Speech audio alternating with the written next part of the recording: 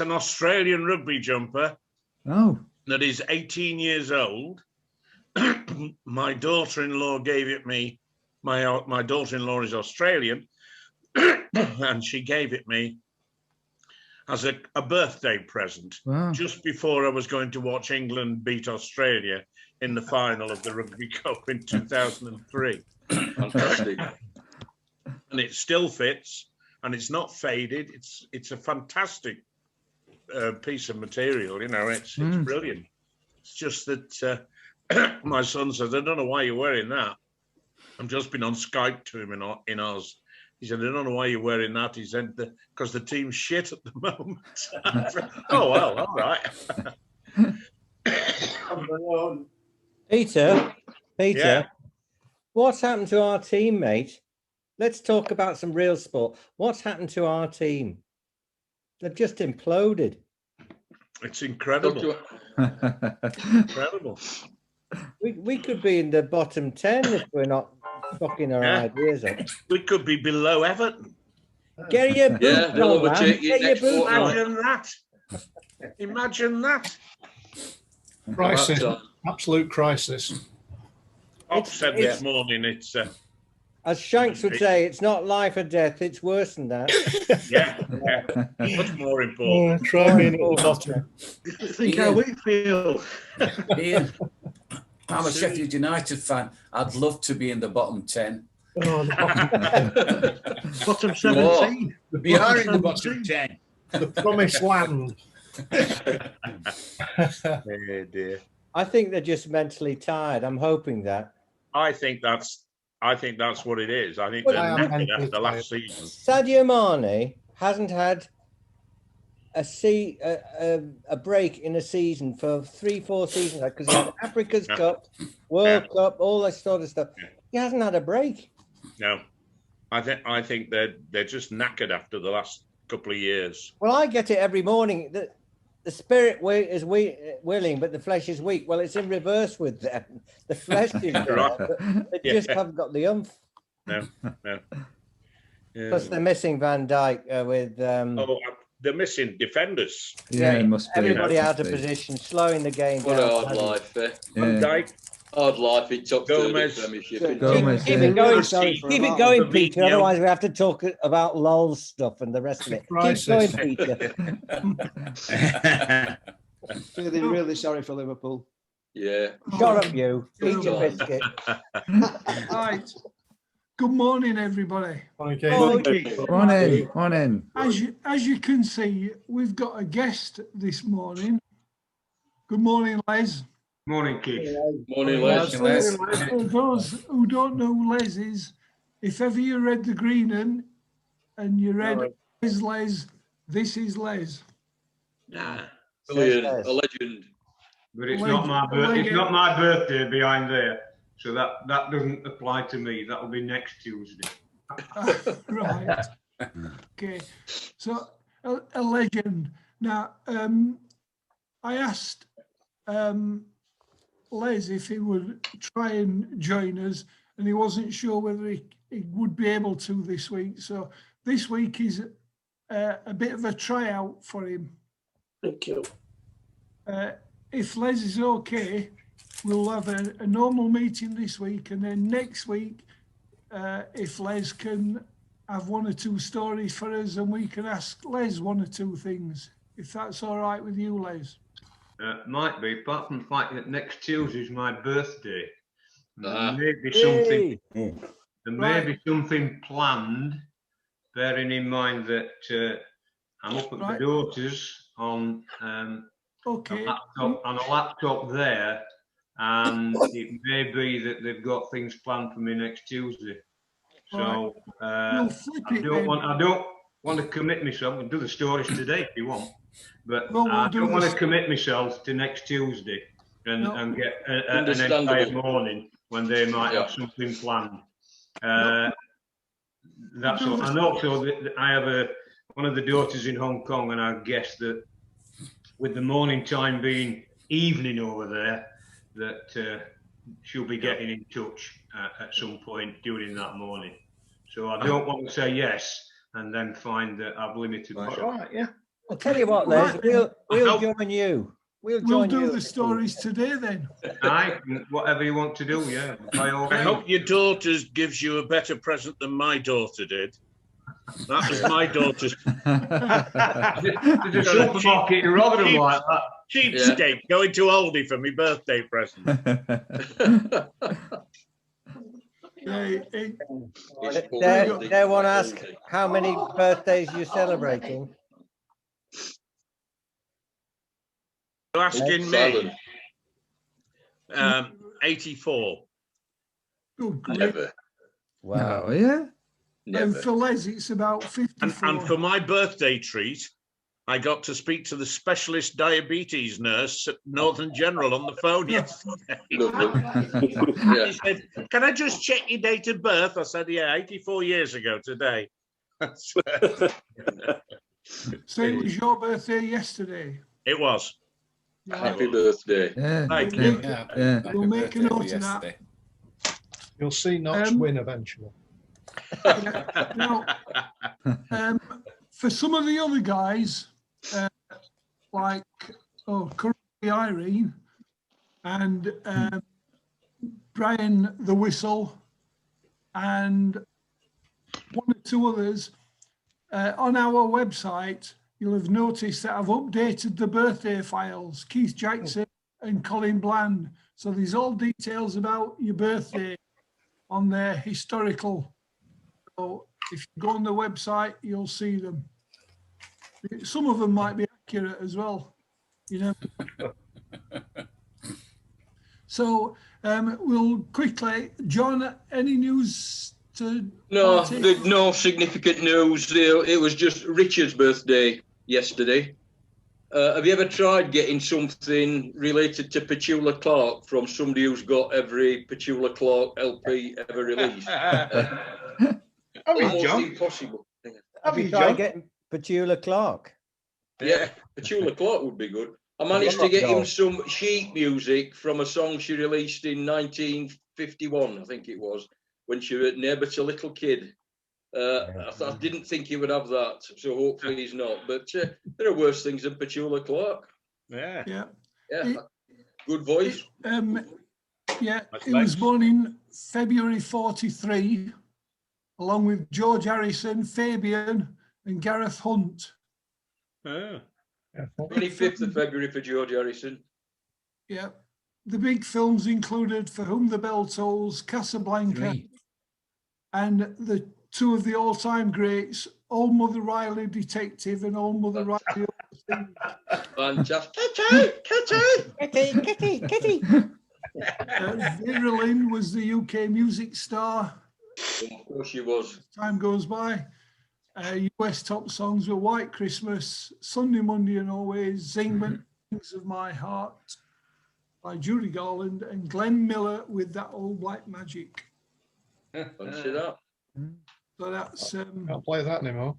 No. No. so we'll move on to LOL with the news of the week. And Can I just last put in? night. Yes. Can I just look in a second before Yeah. we do? Within half an hour of last Tuesday's meeting concluding, I was talking to Vinny, and he passes his best wishes on to everyone. All right. Oh, nice one. Yeah. Good man. So, LOL, if you could fire away. Send you all to sleep again. Excuse me. We'll start with Formula One this week. The Formula One bosses have discussed a new proposal to introduce shorter sprint races in an attempt to increase entertainment levels this season. Qualifying for the Saturday sprint race would take place on Friday, and this in turn would determine the grid positions for the big race on Sunday. Details are still to be ironed out, but Formula One teams have backed the proposal, and the plan is to hold the shorter sprint races at 3 Grand Prix this season. Teams and Formula One bosses have also agreed to the introduction of a freeze on engine development from the start of 2022.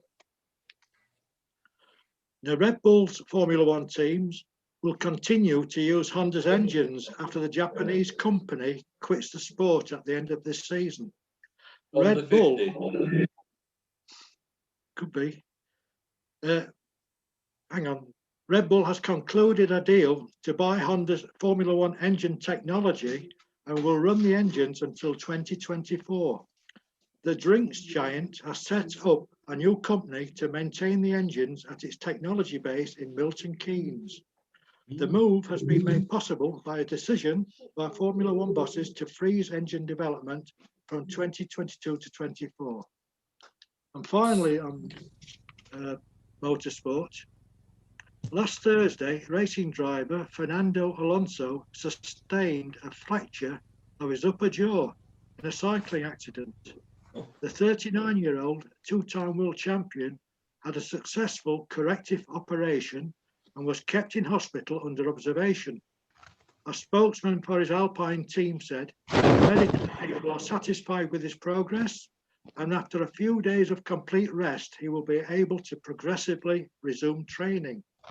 He's expected to be fully operational to prepare for the season. He has now been discharged from hospital after his collision with a car on a training ride near his home in Lugano in Switzerland. So after last week's cycling accident with the West Indian and this chap, it's not safe on the roads, is it? No. Noel? Hello. Noel? Hello. The qualifying for the Formula One, the sprint, Yeah.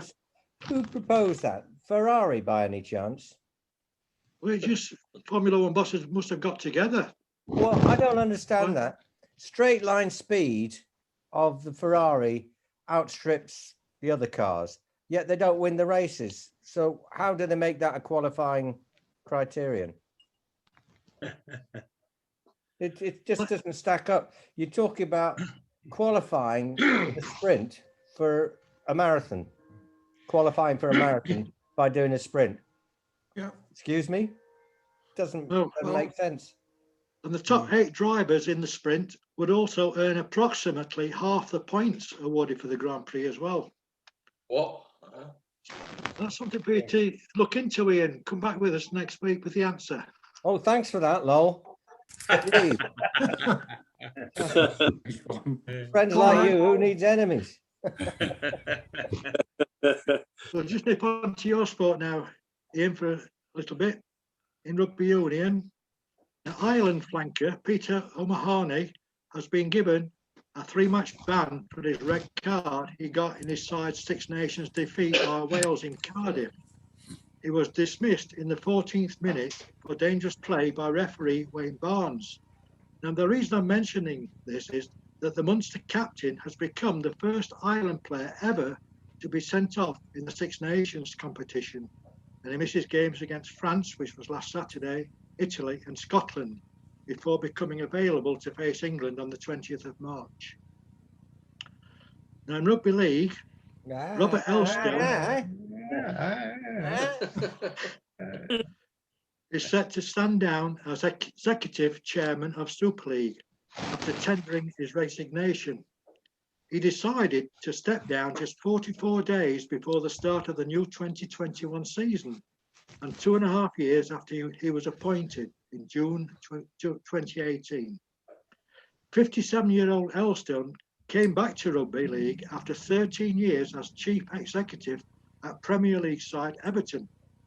The Super League's board have said they will discuss the decision before making any comment. Not helping. Now, a little bit on athletics. Now, Laura Muir set a British indoor 1500 metres record at the World Indoor Athletics Tour in France. 27-year-old Muir finished second in 3 minutes, 59.58 seconds, behind Ethiopia's Tesagay, who set a new indoor world record of 3 minutes, 53.09 seconds, which was 6.49 seconds faster than Muir's time. On the same league. Yep. Different shoes. Also in athletics, The head of Tokyo Olympics organising committee has resigned after he was criticised for making inappropriate remarks about women. Yoshihiro Mori was quoted as saying, "Women talk too much, so what's new?" And that I'll have to cut that. Whoa! Whoa. Whoa! was quoted as saying, "Women talk too much, and that meetings with many female board directors would take a lot of time." The remarks triggered a storm of protest, and the 83-year-old apologised at the time, but said he would not resign. But last Friday, he apologised again before resigning his position. Apparently, He Noel. heard Apparently, that Noel. Nicola Adams was coming for him. Well, apparently, you're close to it, Peter. Apparently, some woman gave him a dressing down. She took so long, you could see the blood draining out of his face. He gave up. Yeah. Right. Go on. I will nip on to boxing. Now, Daniel Dubois says he's still waiting for the doctors to clear him to box again after the eye surgery he sustained in defeat by Joe Joyce in November. The British heavyweight suffered a broken eye socket and nerve damage in his first career defeat. He wants to return to the ring to prove those who accused him of being a quitter wrong. "When I come back, I want to see them, get in the ring with them and show them how much of a quitter I am," said Dubois. Another little bit on boxing. The Leeds fighter, Josh Warrington, showed his support for Rob Burrow by having the Rugby League legend's famous shirt number on his shorts for last Saturday's featherweight fight against Mauricio Lara at Wembley Arena. Warrington had wanted Burrow, who has motor neurone disease, to accompany him for his ring walk, but that was not possible due to the current COVID restrictions. In the fight itself, Warrington fell to one of the biggest shock defeats in a British ring in recent years, as 22-year-old Mexican Lara landed a stunning knockout. He floored Warrington in the fourth round, struggled to make the bell, his legs barely able to support him. Big hitting favourite Warrington showed his Yorkshire grit, but was never able to recover, and in the ninth round, a barrage of left hooks and a hard left hand wiped him out to inflict his first defeat in boxing. Yeah, lol. Hello? Has anybody watched the fight? Saw the ending. I saw the punches. Yeah, so the I end. watched the whole lot, and the referee should have stopped it in the fourth round. Yeah. It was never going to come back from it. His punches were weak, his legs were weak. It was just a disaster waiting to happen. Yeah, put his life at risk. Yes. Yeah. Go on then. Okay, a little bit on horse racing. Now, I mentioned this about Liam Treadwell a week or two ago.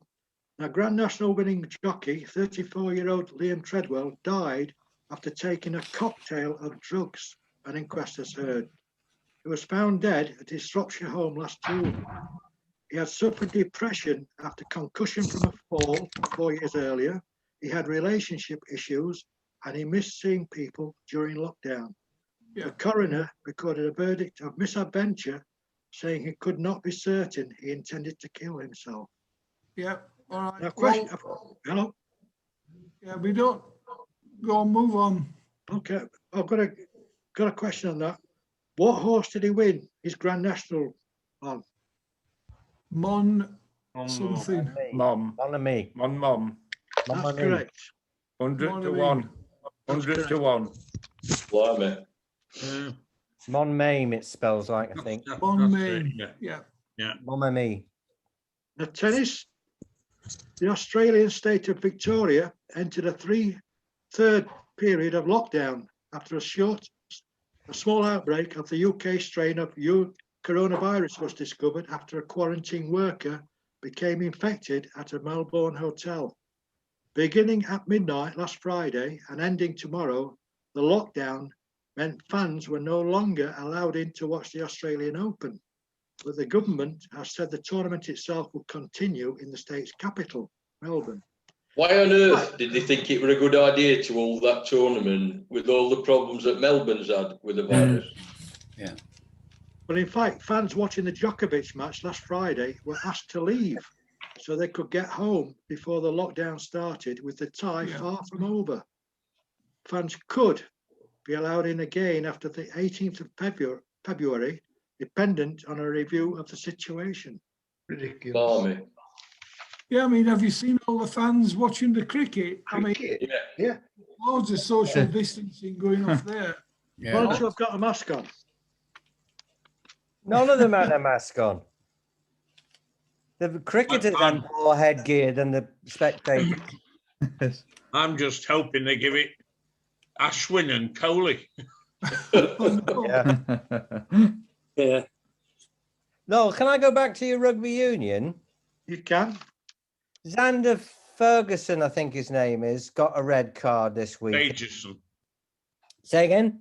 Fagerson. Thank you. Fagerson. That's it. It's not Ferguson, it's Fagerson. That's it. Yeah. And the pundits were trying to describe, because it was marginal, whether it was because he made head contact with an opposite number just as the guy was getting up.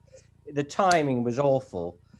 But they sent him off because the referee was convinced there was reasonable intent. Now, this was a prop forward sprinting. Now, there's a oxymoron. Watch it. Prop forward sprinting from 10, 15 years out.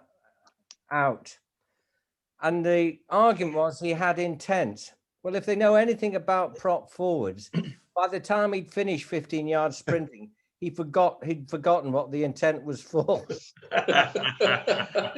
It was a joke. It was just a pure accident.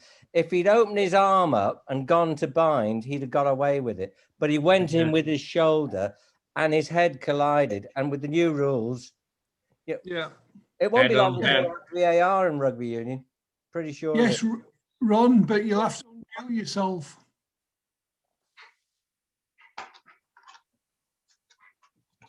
All I want to say, Ian, is do you mind? I was a prop forward.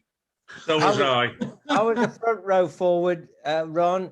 I have the greatest respect for props. I was privileged to have John Crellin at tight and a very young Frank Cotton as loosehead at Liverpool. And it was like sitting in the armchair. Yeah. It was dead easy. But there's a whole art. It's an art form. The only thing I would say is that if a prop forward ran 20, 30 yards, he'd probably forgotten he was running for by the time he got there. Yeah. That's right. Yeah. I know that feeling well. Yeah. Right, Lol. Go on. A little bit on snooker. Now, Doug Mountjoy, one of Wales's greatest ever snooker players, has died at the age of 78. Yeah. He was a World Championship runner-up in 1981, one of only 6 Welshmen to reach the snooker's biggest contest. The former coal miner might have won even more tournaments, but did not turn professional until he was 34. Mountjoy began his professional career by winning the 1977 Masters tournament and is also one of only 4 Welsh players to win the UK Championship. Now, before I go on, I'm going to ask a couple of questions. Now, I said he got to the World Cup, the Championship World Final in 1981. Who did he beat? Who beat him? Steve Davis. Correct. Do you know the score at all, offhand? No. It's 18 frames to 12. Now, I mentioned that there were 4 Welsh players to win the UK Championship, and he was one of them. Can you name the other 3 Welsh players to have won? Terry Griffiths. Yes. Ray Reardon. Nope. Mark Williams. Mark Williams, yes. Jones. Who? Jones. No. Morgan. Nope. Shirley Bassey. Evans. Matthew Williams. Stevens. Matthew Stevens. Right. Now, we nip on to cricket now. Oh. Well, do I have to? England got thrashed in the second test by India in Chennai by 317 runs to level the Seabees 1-1. Faced with the hopeless task of chasing 482 on a deteriorating pitch, England were bowled out for 164, which included an entertaining 43 by Moeen Ali off only 18 balls. Now, a few stats about Hopeless. that game. Hopeless. Well, man of the match was Ashwin, who got a great century in India's second innings, and he took 8 wickets in the match. It's the, hang on. It was dropped 3 times. Fourth. And mis-stumping by a very ordinary keeper. Now, England's first innings score. Moving on, I'm not bitter. In England's first innings score of 134, it was their second worst score in Asia and the worst in India. The worst was when England were bowled out for 81 against Sri Lanka in Colombo in 2007. India's first innings total of 329 was the highest total in Test history, not to include any extras. The previous highest was also by India when they scored 328 against Pakistan in Lahore in 1955 without an extra. The highest Test score England have ever made, not to include any extras, was 252, which they made against South Africa in Durban in 1931. Why are we beating ourselves up about this, guys? I mean, the clue is in the fact that the opening overs with a new ball is bowled by a spinner. I mean, it's a little bit different from here, isn't it? You know, we're never going to win. Ian, the pitch was described as a mixture of soil and pebbles. Somebody said you'd be better on the beach, I think. Yeah. It doesn't have to be a perfect wicket. You prepare what you believe you should prepare. Yeah. But it has to last into the game. It can't start like that. Yeah. And if this match had been played in UK, there would be an ECB umpire's report made of the pitch. Yeah. Okay. Let's not blame the pitch, lads. The pitch is wholly to blame. Well, it is wholly to blame, Keith. Wholly to blame, Keith. You don't have to blame the pitch, but the rest of us will. Okay. Yeah, exactly. Those It's a in blooming favour- pitch. Wholly to Right. blame. Let's move on. I've got a question before I carry on. I've got one question.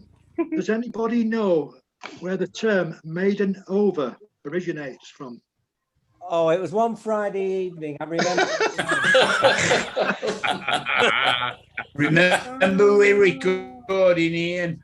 Isn't it something to do with when ladies started to invent overarm bowling? No. No. No, Which they- maiden. which I'll they give you did. the answer before I carry on. Maiden means unmarried, also untouched. So an over with no score is an untouched or virgin over. So they are a bit of useless information for you. Yeah. Thank you for that. Now, Chris gave us a little bit of a rundown about Joe Root last week. Well, I've got one or two little facts about him. Now, prior to this match, he scored 685 runs in his previous 6 innings, which took him to 3rd place in World Test batting rankings. In 1st place was Kane Williamson from New Zealand. 2nd place, Steve Smith, Australia, with Root now in 3rd. Now, he's about 4,000 runs behind Alistair Cook in the all-time England run scorers, but only about nearly 400 behind Graham Gooch. So I think end of this summer, he'll be 2nd in the all-time England highest list. Now, going back to this Test match again, Joe Root was a very lucky lad not to be given out LBW in England's 2nd innings by the umpire. India reviewed immediately, and on playback he was clearly out, and yet the 3rd umpire decided for some reason to let the on-field umpire's decision stand. And we talk about VAR in football. Yeah. Absolutely horrendous. Absolutely horrendous. I mean, it worked for both sides because England had the there were same problem. a few dodgy decisions in the game. The one in the first innings when England should have had a catch at Suleiman off. Yeah. When it hit his glove coming back off him. Yeah. That he never actually rolled through to look at it. No. Yeah. So it was weird. Brian, what about the main reason for the VAR system in cricket is for the simple decisions, which are to do with lines. They're easy. Yeah. And the third umpire managed to get wrong the stumping of the guy that got the 100 in the first inning. The guy is out, and if you look at it again, he's still coming back. He's still out. Yeah. And that becomes a non-decision. I mean, I just don't know where they find people to officiate. Well, I think the three officials between them had only officiated in 6 test matches. Yeah. Well, that's a very good stat. That's the reason. That's the reason. Apparently, COVID, most of the usual officials can't travel.